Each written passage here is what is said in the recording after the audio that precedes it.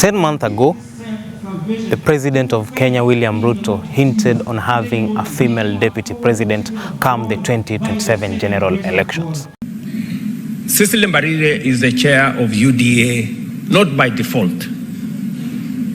It is deliberate and it is intentional. And one of the assignments she has is that we must, as a party, lead from the front, and we must make it in the rules, Madam Cecily Mbarire, that when Rigiji and myself tukifika hapo mbele na tumepangana, tumekubaliana vile itaenda, we must also agree that going forward, if a man is a candidate for president in our party, the woman must be the runner.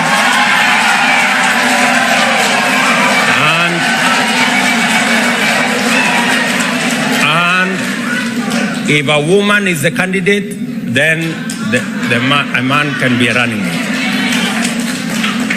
Okay? And we must also cascade it down to the governors. So, and we must be intentional and deliberate about it, otherwise it will never happen. And I know fellow party leaders in other parties will agree with us, because we all agree, because I'm sure the party leader in Wiper supported Wavinya, the party leader in ODM supported Gladys, and all the other party leaders supported their women candidates.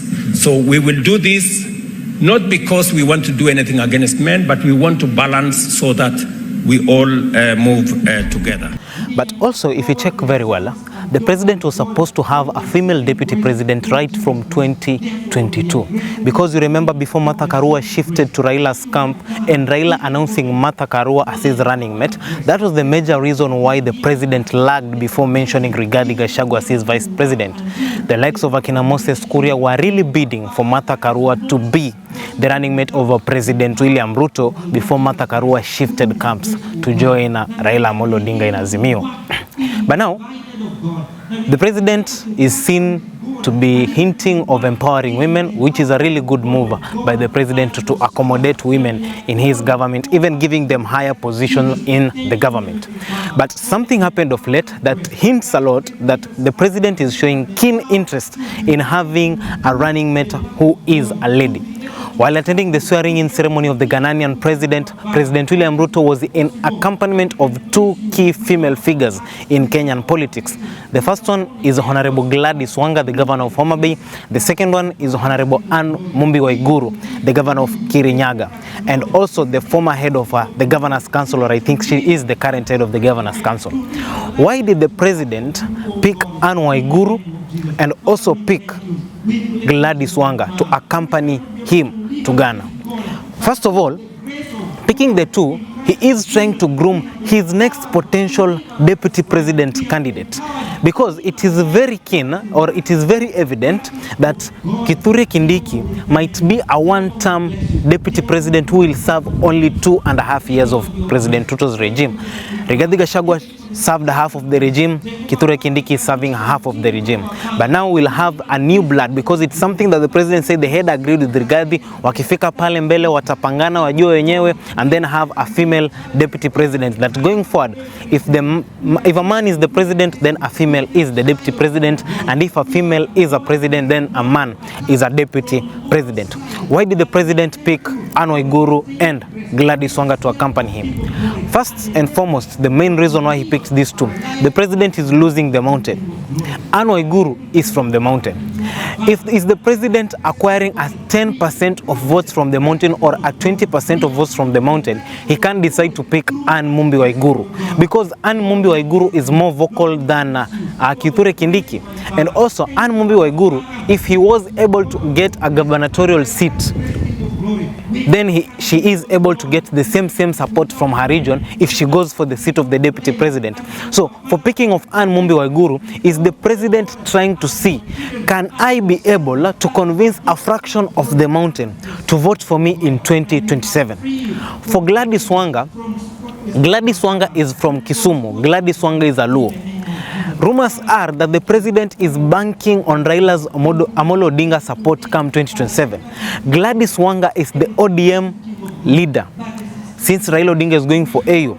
So if ODM is to present a candidate for the presidential seat, they may provide Gladys Wanga as a name. So chances are, if ODM is to merge with UDA and support William Ruto for 2027, then they can give Gladys Wanga as Ruto's deputy president. So Ruto needs to take Gladys Wanga, and also at the same time, Ruto needs to take Anne Waiguru for global events or for continental events, so that they may see how you can address national matters to the people. He took them there for an exposure. That was like an orientation in preparation for them to take a seat that is coming come 2027. The second reason why he took these two to this function in Ghana, and why he might pick either Anne Mumbi Waiguru or Gladys Wanga for the deputy president slot in 2027 is, the president knows one thing, that women vote so much, and women vote in huge numbers when it comes to voting.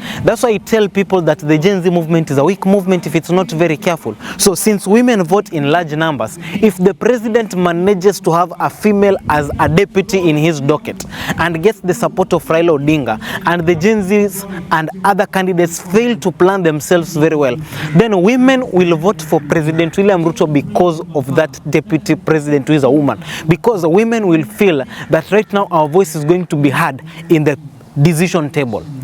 High offices, we have a representative there as a female. So the appointment of a female deputy president is situating President William Ruto as a key figure in empowering women. Hence, it will help him get the support of female groups in this country.